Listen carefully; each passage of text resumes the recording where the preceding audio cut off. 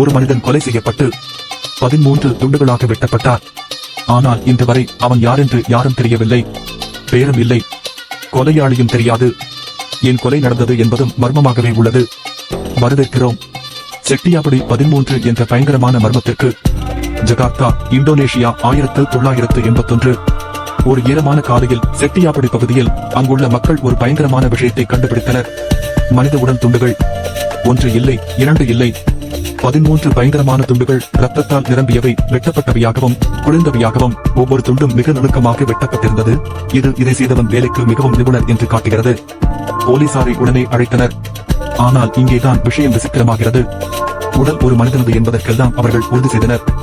ஆனால் அது மட்டுமே தெரியாமலே உள்ளது. முகம் இல்லை, ஆவணங்கள் இல்லை, காணாமல் பட்டவர்களின் எந்த புகாரும் இல்லை. இன்னும் இன்று வரை யாரும் அந்த உடலை பெற்றுக் கொள்ளவில்லை. அவன் வெளிநாட்டவரா, ஒரு குற்றவாளியா, அல்லது இன்னும் யாரோ? 13 என்ற எண் சீரற்றது அல்ல. பலர் இதை ஒரு பழங்கால மர்ம வழிபாட்டுடன் குழுக்களோ அல்லது ரகசிய சங்கங்களோ சம்பந்தப்பட்ட கொலை என்று நம்புகின்றனர். இருவருக்கு இது ஒரு சிக்னல், அமைதியடைய ஒரு செய்தி என்று கூறுகிறார்கள். ஆனால் யாருக்கு? போலீசார் அனைத்தும் முயற்சி செய்தனர். மருத்துவ குறிப்புகளை, உள்ளூர் பதிவுகளை, கீழ்நிலைய குற்றப்பார்வைகளை எல்லாம் ஆய்வு செய்தனர். எதுவும் இல்லை. DNA இல்லை, விரல் அச்சுகள் இல்லை, எந்த சான்றும் இல்லை. கொலையாளி ஒரு குறிப்பும் கிடைக்கவில்லை, ஒரு சாட்சியாளரும் இல்லை. இது போன்றது அந்த பாதிக்கப்பட்டவர் ஒருபோதும் இருந்தே இல்லை போல. கொலையாளி செட்டியாபுடி இருளில் நிழல்கள் போல நீங்கிவிட்டார். சில மக்கள் இன்னும் இரவு நேரத்தில் இதை பற்றி கிசுகிசுத்து பேசுகிறார்கள். அந்த பெயரற்ற மனிதரின் ஆவி அந்த தெருவில் இன்னும் நடக்கிறது என்று சொல்கிறார்கள்.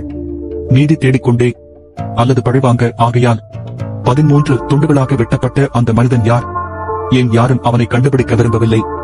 இந்த மர்மம் உங்களை சிரமப்படுத்தினால் லைக் செய்யவும், உங்கள் கருத்துக்களை பகிரவும், மேலும் உண்மையான தீராத மர்மங்களுக்காக சப்ஸ்கிரைப் செய்யவும். அடுத்ததாக சந்திக்கும் வரை ஆர்வமாக இருங்கள், தைரியமாக இருங்கள், விழித்து இருங்கள்.